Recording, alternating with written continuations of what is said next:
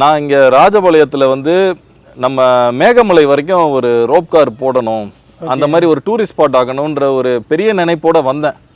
வந்ததுக்கப்புறம் தான் தெரியுது இங்கே வந்து மயானத்துக்கு போகிற வழியில் வந்து அவங்களுக்கு வந்து இடுப்பளவில் தண்ணியில் முங்கி தூக்கிட்டு போகிறாங்க. அதாவது தூக்கிட்டு போகிறவங்க வந்து தண்ணியில் முங்கியிருக்காங்க. பிணம் மட்டும்தான் வந்து மேலே கையில் இருக்குது. ராஜபாளையம் வந்து ஒரு 2000களில் இருக்குன்னு தான் என்னால் சொல்ல முடியும். 2 நாள் எலெக்ஷன் வருது. ஏன் நான் கேள்விப்பட்ட வரைக்கும் இன்னைக்கு தான் வந்து ராஜபாளையத்தில் பணம் பட்டுவாடா நடக்க போகுது. திமுகவினரும் சரி, பாஜகவினரும் சரி, இன்னைக்கு தான் வந்து விஜய் அவருக்கு இருக்கிற ஃபேமுக்கு வந்து அவர் பேரை சொல்லி இப்போ அவர் சொல்றாரு 234 தொகுதியிலையும் விஜய் தான் நிற்கிறாருன்னு சொல்லி. அப்படின்னா என்ன அர்த்தம்னா அவருக்கு வந்து அவர் நிறுத்திருக்க கேண்டிடேட்ஸ் மேலே யார் மேலே நம்பிக்கை இல்லைன்னு அர்த்தம். ஆதவ அர்ஜுனா அவரோட மாமனார் மட்டும்தான் பெரிய வசதியானவருன்றது கிடையாது. இப்போ எங்களோட கொள்கைகளுக்கு கட்டுப்பட்டு நாங்கள் இருக்கோம். என்னுடைய மாமனார் வந்து துபாயில் வந்து கோல்டன் விசா ஹோல்டரு. அவர் இப்போ திமுக அதிமுகவினர் என்ன செய்கிறாங்களோ அதுக்கு சமமான விஷயங்களை செய்யக்கூடிய ஒரு திறன் வாய்ந்தவர்கள் தான். ஆனாலும் வந்து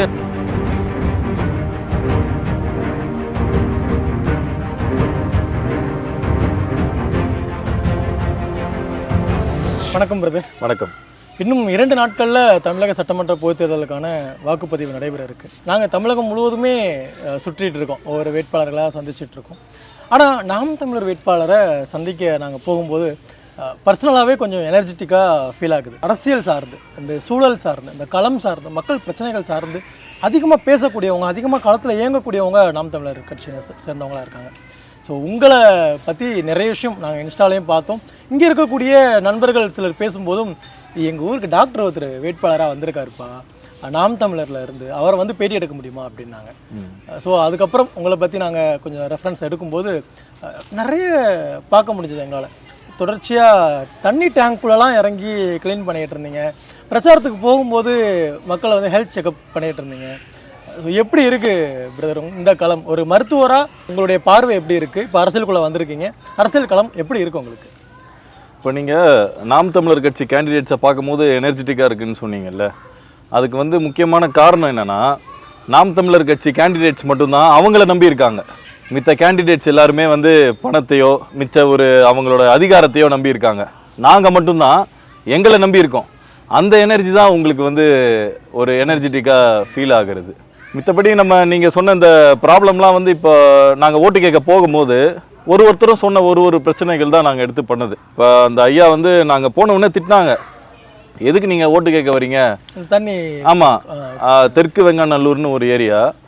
எதுக்கு நீங்களாம் ஓட்டு கேட்க வரீங்க? ஓட்டு கேட்க வரும்போது மட்டும் நல்லா பல்லு இழிச்சிக்கிட்டு வரீங்க, ஆனால் அதுக்கப்புறம் 5 வருஷம் ஆளே காணாமல் போயிடுறீங்களே. இந்த டேங்க் வந்து 30 வருஷமாக க்ளீன் பண்ணாமல் இருக்குன்னு சொன்னார்.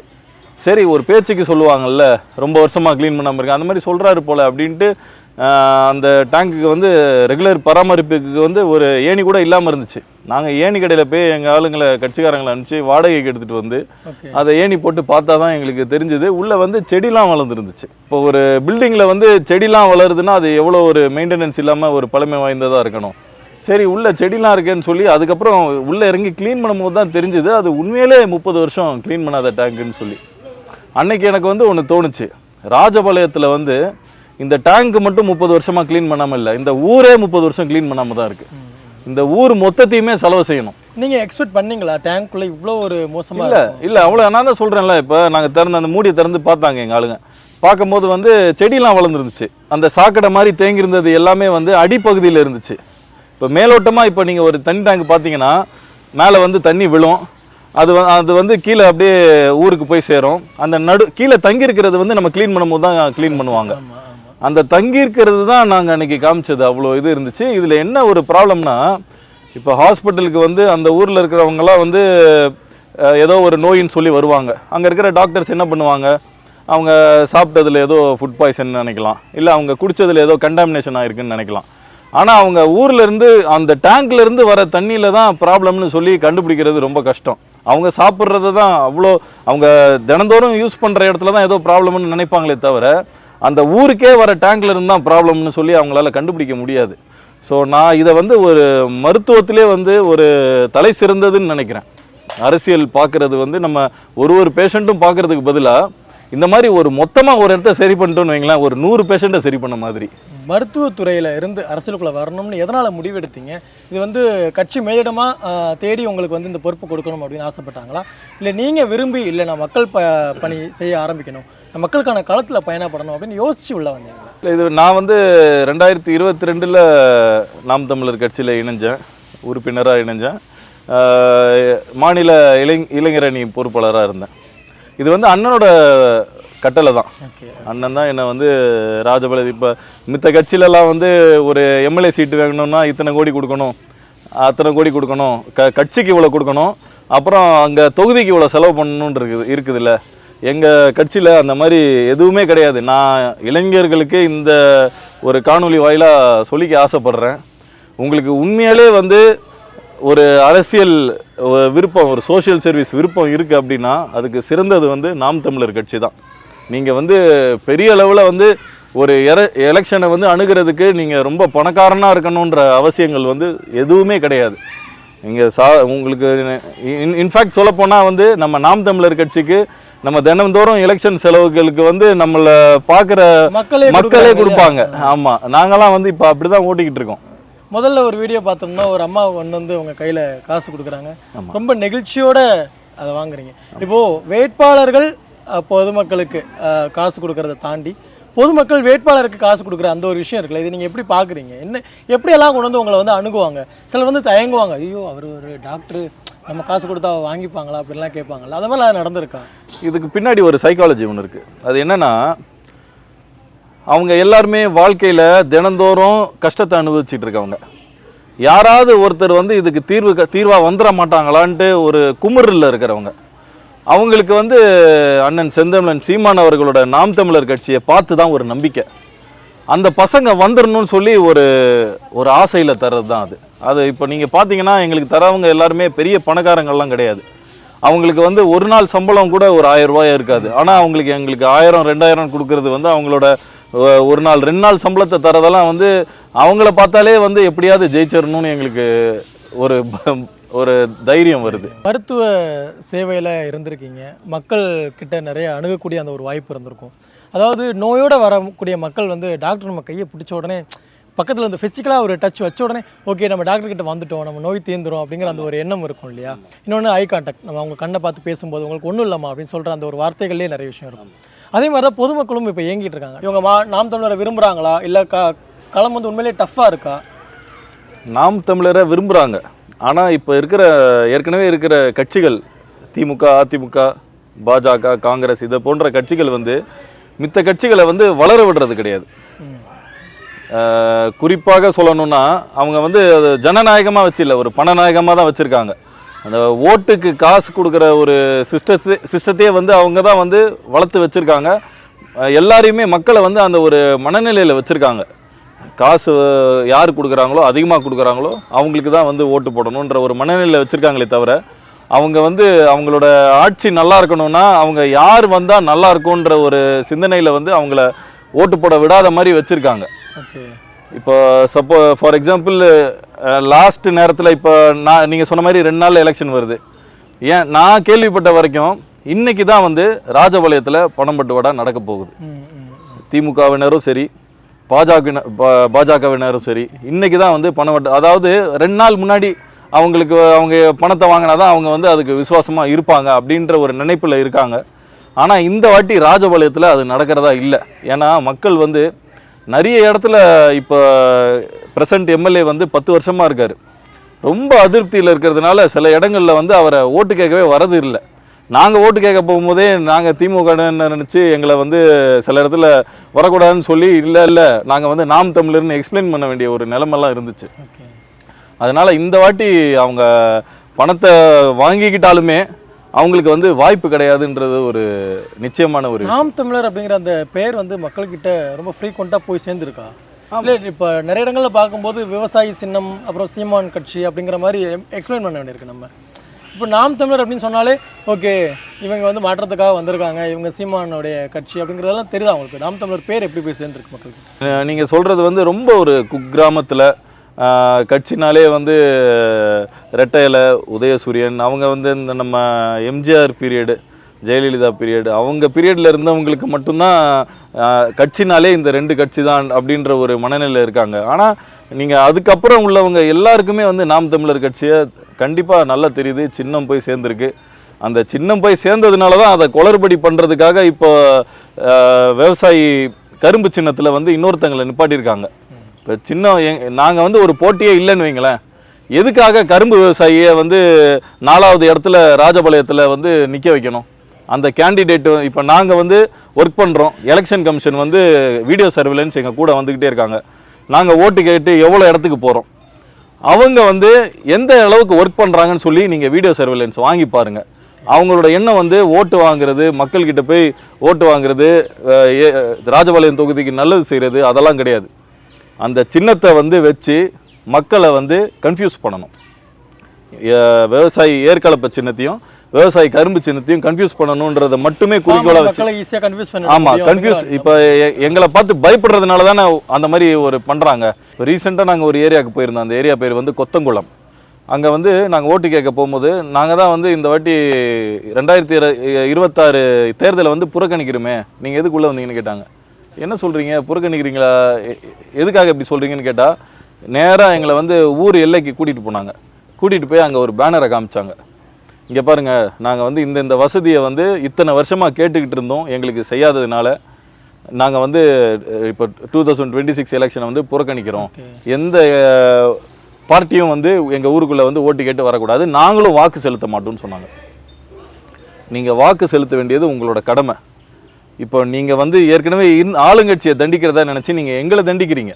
அதனால வந்து நீங்கள் கண்டிப்பாக ஓட்டு போடுறேன்னு சொல்கிற வரைக்கும் நான் இங்கேருந்து போக மாட்டேன்னு சொல்லி நாங்கள் உட்காந்துருந்தேன். அங்கேயே இருந்தேன். அதுக்கப்புறம் வந்து எலெக்ஷன் கமிஷனை வர வச்சேன். ஏன்னா எலெக்ஷன் கமிஷனோட வேலை தானே 100% ஓட்டு செலுத்த வைக்கணும் தானே. அங்கங்கே பேனர் வைக்கிறாங்க, எல்லாரும் ஓட்டு செலுத்தணும் அது இதுன்னு பேனர் வைக்கிறாங்கல்ல. அவங்க பேனர்லாம் வைக்கிறத விட இதில் கான்சென்ட்ரேட் பண்ணணும். இந்த மாதிரி ஒரு பேனர் வச்சுருக்காங்க. 400 குடும்பம் இருக்கிற ஊர், ஓட்டு செலுத்த மாட்டோன்ற உடனே அங்கே எலெக்ஷன் கமிஷன் வந்தாங்க. வந்த உடனே அவங்க கிட்ட கோரிக்கை வச்சாங்க. கோரிக்கை வச்சதுக்கப்புறம் நாங்கள் எலெக்ஷன் முடிஞ்ச உடனே செஞ்சு தந்துடுவோம் அப்படின்னு சொல்லியிருக்காங்க. அதை வந்து கைப்படவும் எழுதி கொடுத்துருக்காங்க.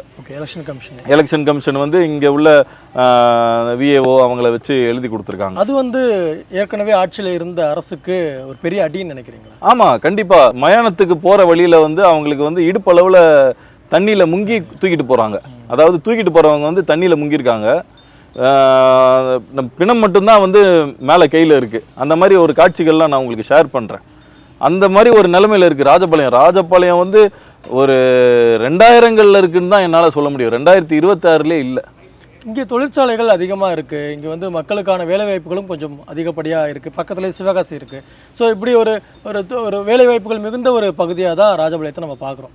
ஆனால் வெளி உலகத்தில் மக்கள் அறியப்படாத ராஜபாளையத்தை நீங்கள் அந்த பகுதிகளுக்கெல்லாம் போயிருக்கும்போது பார்த்துருப்பீங்கல்ல, எது உங்களை ரொம்ப கலங்க வச்சு? இது ரொம்ப நல்ல கொஸ்டின். ஆக்சுவலாக நான் ராஜபாளையத்துக்கு உள்ளே வந்தவொடனே ரொம்ப ஆச்சரியப்பட்டேன்.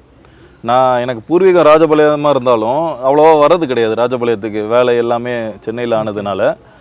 இப்போ ராஜபாளையம்னாலே நீங்கள் வந்து கேள்விப்பட்டால் ராஜபாளையம் நாய் கேள்விப்பட்டிருப்பீங்க. ஆனால் ராஜபாளையத்தில் அவ்வளோ தொழிற்சாலை, மில்லு, ஏகப்பட்ட மில்லு இருக்குது. நம்ம நெசவாளர்கள், தீப்பெட்டி தொழிற்சாலை இருக்குது, நெசவாளர்கள் அவ்வளோ இருக்காங்க. அதுக்கப்புறம் வந்து மாந்தோப்பு நிறைய இருக்குது, நிறைய எல்லாம் எக்ஸ்போர்ட் ஆகுது. ஏகப்பட்ட தொழிற்சாலைகள் இருக்குது. பட் ஆனால் வெளியே வந்து இதுக்கெல்லாம் வந்து ஃபேமஸாகவே தெரியல. இப்போ ஈரோடுனா வந்து உங்களுக்கு டெக்ஸ்டைல் இண்டஸ்ட்ரின்னு சொல்லி தெரியும், டெக்ஸ்டைல் ஜோனுன்னு சொல்லி தெரியும். எதுக்காக வந்து இவ்வளோ நெசவாளர்கள் இருக்கிற இடம் வந்து ஒரு டெக்ஸ்டைல் ஜோனாக இல்லை அப்படின்றது வந்து எனக்கு ரொம்ப ஆச்சரியமாக இருந்துச்சு. அதை நான் வந்து முதற்கட்டமாக பண்ணணும்னு இருக்கேன். நம்ம ஈரோடில் வந்து டெக்ஸ் வேலின்னு சொல்லி ஒரு பெரிய ஒரு எக்ஸிபிஷன் மாதிரி இருக்கும். அதாவது நம்ம மீடியேட்டர்ஸை கட் பண்ணுறதுக்கு டைரெக்டாக ப்ரொடக்ஷன் பண்ணுறவங்களே அங்கே வந்து டிஸ்பிளே வைப்பாங்க. சேல்ஸ் வந்து வாங்கிட்டு போவாங்க. நிறைய மீடியேட்டர்ஸ் நடுவில் கட் ஆயிடுவாங்க. ஸோ அந்த மாதிரி ஒன்று இங்கே கண்டிப்பாக பண்ணணும்னு சொல்லியிருக்கேன். எனக்கு ஆக்சுவலாக அண்ணன் கேண்டிடேட்டாக அனௌன்ஸ் பண்ணுவாருன்றது தெரியாது. நான் என்ன நினச்சிட்டு இருந்தேன்னா, காரைக்குடியில் போயிட்டு ஒரு எப்படியாவது ஹாஸ்பிட்டல் லீவ் போட்டுட்டு அண்ணன் கூட போய் இந்த வாட்டி கேம்பெயினில் முழு தீவிரமாக இறங்கணும் அப்படின்ற ஒரு நினைப்பில் இருந்தேன். அதுக்கப்புறம் தான் அண்ணன் வந்து கேண்டிடேட்டாக அனௌன்ஸ் பண்ணதுக்கப்புறம் நான் ராஜபாளையத்துக்கு வந்திருந்தேன். எப்படி இருந்தது உங்களுக்கு? நீங்கள் யோசிச்சிங்களா நம்மளை வேட்பாளராக அறிவிப்பாரு? இல்லை, நான் யோசிக்கல. நான் அண்ணன் கிட்ட எதிர்பார்க்கவும் இல்லை, அதுக்கு தயாராகவும் இல்லை. நான் தயாராக இல்லை. எனக்கு வந்து அண்ணன் திடீர்னு ஒரு ஃபோன் கால் வந்துச்சு. அண்ணன் எடுத்த முடிவு தான் எல்லாமே. நம்ம இப்போ எங்கள் கட்சியை பொறுத்த வரைக்கும் வந்து அதான் நான் ஆரம்பத்திலே சொன்னேன்ல, இந்த எல்லாரையும் கூப்பிட்டு வச்சு இந்த ஊரில் வந்து ஏலம் விடுற மாதிரி யார் அதிகமாக சீட்டுக்கு காசு கொடுக்குறா அந்த வேலையெல்லாம் கிடையவே கிடையாது. அண்ணன் வந்து முடிவெடுப்பார், ஒரே ஆளாக முடிவெடுப்பார். இந்த ஊருக்கு இவன் தான் கேண்டிடேட் அப்படின்னு முடிவெடுப்பார். அதை நீங்கள் எதிர்த்து சொல்கிறதுக்கோ மாற்றி சொல்கிறதுக்கோ இல்லை விலை பேசுகிறதுக்கோலாம் இடமே கிடையாது. சீமான் அவர்களோட ட்ராவல் பண்ணணும், அவர்களுக்காக பிரச்சாரம் மேற்கொள்ளணும் அப்படிங்கிற மாதிரி ஒரு யோசனையில் இருந்தீங்க அப்படின்னு சொன்னீங்க. திடீர்னு பார்த்தா ராஜபாளையத்தில் எனக்கு வேட்பாளராக அறிவிச்சிட்டாங்க. இப்போ நிறைய பேர் வேட்பாளராக அறிவித்ததுக்கப்புறம் கூட கொஞ்சம் மெத்தனம் காட்டுறாங்க. இப்போது மாற்று கட்சிகளை கூட நம்ம பார்க்க முடியும். ஐயோ களம் ரொம்ப டஃப்பாக இருக்குது, இதில் நம்மளால் ஜெயிக்க முடியுமா, நம்ம எதுக்கு அவ்வளோ செலவு பண்ணணும், நம்ம எதுக்கு நம்ம வேலையெல்லாம் கெடுத்துட்டு நம்ம போய் மக்களை சந்திச்சுட்டு வரட்டும் அப்படிங்கிற மாதிரி உட்காந்துருக்காங்கல்ல. நான் தயாராகவே இல்லை, என்னை அறிவிச்சிட்டாங்க, ஆனாலும் நான் களத்தில் வேலை பார்க்கணும்னு சொல்லிட்டு பரபரப்பாக இருந்துட்டு இருக்கீங்க, டஃப் ஃபைட் கொடுத்துட்டு இருக்கீங்க. ஆளும் கட்சியையும் தாண்டி நீங்கள் ரொம்ப களத்தில் துருதுருவாக இருக்கிற மாதிரியான ஒரு விஷயங்கள்லாம் நம்ம பார்க்க முடியுது. ஸோ இந்த நிலைப்பாடு எப்படி வந்தது? இல்லை நம்மளை அறிவிச்சிட்டாங்க, நம்ம களத்தில் இறங்கி அதிரடி காட்டிடுவோம் அப்படிங்கிற அந்த ஒரு எண்ணம் எப்போ வந்துச்சு? நம்ம தயாராக இருக்கோமோ இல்லையோ, இது வந்து எனக்கு ஒரு வேலையாக அண்ணன் கொடுத்துட்டாரு. அப்போ நான் அதை வந்து முழுக்க கான்சென்ட்ரேட் பண்ணி அதை எப்படி நம்ம வந்து வெற்றிகரமாக செய்கிறோன்ற ஒரு கோல் வச்சு நான் பண்ணது தான். நிச்சயமாக அதுக்கான பலன் கிடைக்கும்ன்ட்டு நினைக்கிறேன். நான் அண்ணன் சொன்ன ஒரு விஷயத்தை வந்து வேத வாக்காக எடுத்துக்கிட்டேன். அதாவது அண்ணன் வந்து இப்போ நாங்கள் கட்சி மீட்டிங்லாம் நடத்துவாங்கல்ல, கட்சி மீட்டிங் நடத்தும் போது என்ன சொல்லுவாங்கன்னா, நீ அந்த பூத்தை பார்க்காத, இந்த பூத்தை பார்க்காத, உன்னோட பூத்தில் நீ என்ன பண்ணுற அப்படின்றத மட்டும்தான் நீ பார்க்கணும், நீ மித்த பூத்தை பற்றி பார்க்காத, அதை பற்றி பேசவும் செய்யாத அப்படின்ட்டு அண்ணன் ஸ்ட்ராங்காக சொல்லுவார். அண்ணனுக்கு வந்து குறை சொல்கிறது பிடிக்காது.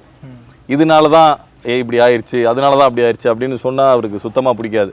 அதனால் வந்து இப்போ அண்ணன் அதை சொன்னதை தான் நான் வந்து ஒரு வேத வாக்காக எடுத்துக்கிட்டு என்னோட தொகுதியை மட்டும்தான் நான் கவனம் செலுத்துகிறேன். இப்போ மித்த தொகுதியில் வந்து அவங்க என்ன செய்கிறாங்க, அவங்க செய்கிற மாதிரி நம்ம செய்யலாம், இல்லை அவங்க மெத்தனமாக இருக்காங்க நம்ம மெத்தனமாக இருக்கலாம், எதுவுமே என் கவனம் ஃபுல்லாக வந்து ராஜபாளையத்தில் மட்டும்தான் இருக்குது. அது வந்து அண்ணன் சொல்லி கொடுத்த ஒரு விஷயம்தான். இப்போது இந்த மண்ணை பாதுகாக்கணும், இங்கே மக்களை பாதுகாக்கணும், மலைகளை காப்பாற்றணும், இங்கே இருக்கக்கூடிய நதி நீராதாரங்களை பாதுகாக்கணும் அப்படிங்கிற அந்த ஒரு அடிப்படை கொள்கையை வந்து நாம் தமிழர் ரொம்ப தெளிவாகவே பின்பற்றிட்டு இருக்காங்க. என்னுடைய வளங்களை நாம் பாதுகாக்கணும், என்னுடைய அடுத்த தலைமுறைக்கு கொண்டு போய் கொடுக்கணும் அப்படிங்கிறதுல யாரை கேட்டாலுமே நீங்கள் ஏன் வந்து நாம் தமிழரை லைக் பண்ணுறீங்க அப்படின்னு கேட்டால் அவங்க சூழலை நேசிக்கிறாங்க, இந்த இயற்கையை நேசிக்கிறாங்க, இங்கே இருக்கக்கூடிய வளங்களை வந்து நேசிக்கிறாங்க, அதனால் நான் இது பண்ணுறேன்னு சொல்கிறாங்க. உங்ககிட்ட நாம் தமிழர்கிட்ட பிடிச்ச ஒரு விஷயம் உங்களுக்கு, நான் இதனால தான் இந்த ஒரு பாயிண்டில் தான் நான் வந்து நாம் தமிழரில் இணையணும்னு நான் முடிவெடுத்தேன் அப்படின்னா அது எந்த ஒரு எண்ணமாக இருக்கும், பாயிண்ட்டாக இருக்கும்? அதாவது நான் படிக்கிற காலங்களில் இருந்து ரெகுலராக வந்து அண்ணனை ஃபாலோ பண்ணுறது உண்டு. ஃபாலோ பண்ணும்போது அண்ணனோட பேச்சுகள் அதிகமாக கேட்கும் போது வந்து நம்மளோட சிந்தனைகளும் அண்ணன் பேசுகிறதும் ரொம்ப ஒத்து போகும். நம்ம பங்கு இதில் இருந்து என்ன இருக்குது அப்படின்னு சொல்லி நான் யோசித்ததில் தான் நான் இணைஞ்சது. உங்களை எப்படி பார்க்குறாங்க மக்கள், ராஜபாளையம் தொகுதி மக்கள்? எனக்கு பெரிய டஃப் இருக்கும்னு நினச்சேன். ஆனால் இங்கே இருக்கிற அதிருப்தியில் வந்து எனக்கு வந்து பெரிய டஃப்பே இல்லாமல் ஆயிடுச்சு. 10 வருஷமாக இங்கே இருந்த திரு தங்கப்பாண்டியன் அவர்கள் ரொம்ப அதிருப்தி உருவாக்கி வச்சுருக்காரு மக்கள்கிட்ட. சில இடத்துலலாம் வந்து ஓட்டு கேட்கவே வரவிடலை அவரை. நீங்கள் எங்கள் ஊருக்கு எதுக்கு வரீங்க, இவ்வளோ நாள் நீங்கள் 10 வருஷம் இருந்தீங்கல்ல, இப்போ என்ன கரெக்டாக வரீங்க, ஓட்டு கேட்க மட்டும் வரீங்கன்னு சொல்லி திரும்ப ஆதாரங்கள்லாம் இருக்குது. அதனால் அவர் வந்து என்னோட வேலையை ரொம்ப சுலபமாக்கிட்டார். நான் ஆக்சுவலாக அவருக்கு தான் நன்றி சொல்லணும். அதுக்கப்புறம் வந்து நம்ம பிஜேபி வேட்பாளர் நான் சொல்லவே தேவையில்லைன்னு நான் நினைக்கிறேன். அவங்களுக்கு வந்து நிச்சயமாக நம்ம அவங்களோட பின்னணிகள் வந்து நம்ம ராஜபாளையம் தொகுதியில் எல்லாருக்கும் தெரியும்னு நினைக்கிறேன். அதனால் இப்போ எந்த ஒரு கவுன்சிலராகவே இருக்கட்டுமே, அந்த இடத்துல வந்து ஒரு ஃபீமேல் கேண்டிடேட் அப்படின்னா ஃபீமேல் கேண்டிடேட்டை போட்டுட்டு கடைசியில் வந்து அவங்களோட ஹஸ்பண்ட் தான் வந்து அந்த இடத்துல எல்லா வேலையும் பார்ப்பாங்க. ஸோ நிச்சயமாக ராஜபாளையத்துலேயும் அதுதான் நடக்கும்ன்றது வந்து எல்லா மக்களுக்கும் தெரியும். அதனால அவங்களும் வந்து எனக்கு பெரிய காம்படிஷன் இல்லை. பிஜேபிக்கு ஆதரவாகவும் ஒரு சில இடங்கள்ல செயல்பட்டதா நாங்கள் பார்க்க பிடிச்சது நினைக்கிறேன். போய் சரியா ஒட்ட சொல்லுங்கம்மா, ஸ்டிக்கர்லாம் சரியா ஒட்டலை அப்படின்ட்டு. இல்லை, அதை நல்லா டிசைன் பண்ணியிருந்தாங்க. எங்களுக்கு வந்து அவ்வளோ பொருளாதாரம் இல்லாததுனால நான் எங்களோட டிசைன்லாம் அவ்வளோ பல பலன்லாம் பண்ண முடியல. அவங்களது டிசைன் நல்லா இருந்துச்சு. ஆனால் வந்து ஒட்டுறவங்க சரியா ஒட்டாம அது போய்கிட்டு இருந்தாங்க. அதனால கொஞ்சம் கரெக்டாக ஒட்ட சொல்லி. இல்லை, யாராவது அதை கிழிச்சு எடுத்துட்டு வரணும்னு தான் ஆசைப்படுவாங்க. நீங்கள் அதை மக்கள் பார்வைக்கு நல்லா தெரிவிப்பட்டுன்னு சொல்லி இது பண்ணிட்டு வந்தீங்களே. இல்லை, நான் உண்மையிலே அதை அவங்க கிட்ட தெரிவிக்கணும்னு சொல்லி பண்ணது தான். கிழிக்கிறது நம்ம எண்ணங்கள் கிடையாது. இது ஒரு ஆரோக்கியமான போட்டி தானே. அதனால வந்து நம்ம அந்த மாதிரி கிழிக்கிறது, அது அப்புறம் திராவிடத்துக்கும் எங்களுக்கும் வித்தியாசம் இல்லாமல் ஆயிரும். ராஜபாளையம் தொகுதி மக்களுக்கு நான் இதை பண்ணணும்னு ஆசைப்படுறேன், இது என்னுடைய பூர்வீக மண், இந்த மண்ணுக்கு நான் ஏதாவது ஒன்று பண்ணணும் அப்படின்னு சொல்லி நீங்கள் ஆசைப்படக்கூடிய விஷயம் என்னது? நான் ராஜபாளையத்துக்கு வர்றதுக்கு முன்னாடி ஒரு வெளிநாட்டு பயணம் போயிருந்தேன். அங்கே வந்து இந்த ரோப் கார் இருந்துச்சு. அந்த ரோப் கார் வந்து ஒரு ஊரில் இருந்து இன்னொரு ஊர் வரைக்கும் போட்டிருந்தாங்க. நான் இங்கே ராஜபாளையத்தில் வந்து நம்ம மேகமலை வரைக்கும் ஒரு ரோப் கார் போடணும், அந்த மாதிரி ஒரு டூரிஸ்ட் ஸ்பாட் ஆகணுன்ற ஒரு பெரிய நினைப்போட வந்தேன். வந்ததுக்கப்புறம் தான் தெரியுது இங்கே வந்து ஒரு பொது கழிப்பிடமே கிடையாதுன்னு. எனக்கு அதெல்லாம் வந்து ரொம்ப ஒரு ஷாக்கிங்காக இருந்துச்சு. நான் பெரிய லெவலில் யோசிச்சுட்டு வந்தேன். கடைசியில் வந்து என்னோட முதல் கையெழுத்துகள் வந்து என்னவாக இருக்கும்னா, எல்லா தெருக்கள்லேயும் தேவையான பொது கழிப்பிடங்கள், அதுக்கப்புறம் ஒரு நல்ல குடிநீர், தினமும் 365 நாளும் வர மாதிரி ஒரு குடிநீர் திட்டம், நம்ம கல்வி, கவர்மெண்ட் ஸ்கூல்ஸ் வந்து எங்கேயுமே இல்லை, கவர்மெண்ட் எய்டட் ஸ்கூல்ஸ் தான் இருக்குது. இப்போ எங்களோட முக்கியமான கொள்கைகளே வந்து நல்ல குடிநீர், நல்ல கல்வி, நல்ல மருத்துவம். ஸோ கவர்மெண்ட் ஸ்கூல்ஸ் நல்ல தரமாக பண்ணணும். அதுக்கப்புறம் மருத்துவமனை, நான் ஆரம்பத்தில் சொன்ன மாதிரி நம்ம இங்கே ராஜபாளையம் மருத்துவமனையை வந்து டெவலப் பண்ணி இங்கே இருக்கிறவங்க வந்து திருநெல்வேலியோ மதுரையோ போகிற நிலைமை மாதிரி அங்கேருந்து இங்கே வந்து ஒரு மருத்துவம் பார்க்குற அளவுக்கு எனக்கு டெவலப் பண்ணணும்னு ஒரு ஆசை. இதுக்கு முன்னாடியான நம்ம தேர்தலெல்லாம் நம்ம பார்க்கும்போது அதிமுக திமுக இப்போ ரெண்டுமே வேண்டாம்ப்பா, நாங்கள் மாற்றத்தை நோக்கி வாக்கு செலுத்தலாம்னு ஆசைப்படுறோம் அப்படின்னு மக்கள் சிந்திச்சப்போ எல்லாருமே நாம் தமிழருக்கு ஓட்டு போட்டாங்க, நாம் தமிழரை தேர்ந்தெடுத்தாங்க. நிறைய இடங்களில் பார்க்க முடிஞ்சது, கடந்த தேர்தலுக்கு முந்தைய தேர்தல்களை விட கடந்த தேர்தலில் வந்து வாக்கு சதவீதம் நல்லாவே அதிகரிச்சிருந்தது. நாடாளுமன்ற தேர்தலையும் நம்ம பார்த்தோம். ஆனால் இப்போது அதிமுக திமுகவுக்கு மாற்றா தாவேகா வந்திருக்கு அப்படிங்கிற மாதிரி சொல்கிறாங்கல்ல.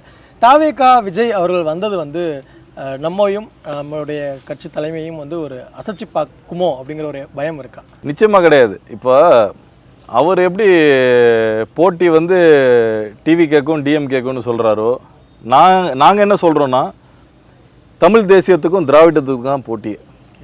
அவங்கள வந்து போட்டியாகவே நாங்கள் கன்சிடர் பண்ணலை. இன்னொன்று, எனக்கு ரொம்ப ஒரு அதிருப்தியான ஒரு சில விஷயங்கள் வந்து அவங்க சைடில் இருந்து நடந்துச்சு. விஜய் அவருக்கு இருக்கிற ஃபேமுக்கு வந்து அவர் பேரை சொல்லி இப்போ அவர் சொல்கிறாரு 234 தொகுதியிலையும் விஜய் தான் நிற்கிறாருன்னு சொல்லி. அப்படின்னா என்ன அர்த்தம்னா, அவருக்கு வந்து அவர் நிறுத்திருக்க கேண்டிடேட்ஸ் மேலே யார் மேலேயும் நம்பிக்கை இல்லைன்னு அர்த்தம். என்னோட கேண்டிடேட்ஸை பாருங்க, அவங்களுக்கு ஓட்டு போடுங்க அப்படின்ட்டு அவரால் சொல்ல முடியுமா? அவர் விஜய்ன்ற ஒரு பேரை வச்சு தான் வாங்க முடியும். கேண்டிடேட்டு ரொம்ப ரொம்ப முக்கியம். இப்போ இந்த இடத்துல, இந்த தெருவில், இந்த ஊரில் ஒரு பிரச்சனைனா அதை வந்து கேண்டிடேட் பார்த்துட்டு போய் தான் சட்டசபையில் பேசணும். அங்கே உள்ளவங்க எல்லாருமே அதுக்கு வந்து ஒத்துக்கிட்டு அந்த விஷயத்துக்கு வந்து சாங்ஷன் பண்ணணும். இங்கே கேண்டிடேட்டே சரியில்லாத போது வந்து அவரோட கனவு எல்லாமே வந்து பலிக்க வாய்ப்பு கிடையாது. இன்னொரு பக்கம் வந்து பணம் பட்டுவாடா பண்ணுறதா சொல்லியிருந்தாங்க. இப்போ பணம் பட்டுவாடா, இப்போ ஆதவ அர்ஜுனா அவரோட மாமனார் மட்டும்தான் பெரிய வசதியானவருன்றது கிடையாது. இப்போ எங்களோட கொள்கைகளுக்கு கட்டுப்பட்டு நாங்கள் இருக்கோம். என்னுடைய மாமனார் வந்து துபாயில் வந்து கோல்டன் விசா ஹோல்டரு. அவர் இப்போ திமுக அதிமுகவினர் என்ன செய்கிறாங்களோ அதுக்கு சமமான விஷயங்களை செய்யக்கூடிய ஒரு திறன் வாய்ந்தவர்கள் தான். ஆனாலும் வந்து நாங்கள் ஒரு அண்ணனோட கட்டுப்பாட்டில் இருக்கோம். சரிங்களா? எங்களுக்குன்னு சில கொள்கைகள் இருக்குது. கொஞ்சம் பொறுத்திருந்து பாருங்க அப்படின்னு சொல்லிடுறீங்க. காலம் பதில் சொல்லட்டும். நேரத்துக்கு நன்றி. நன்றி.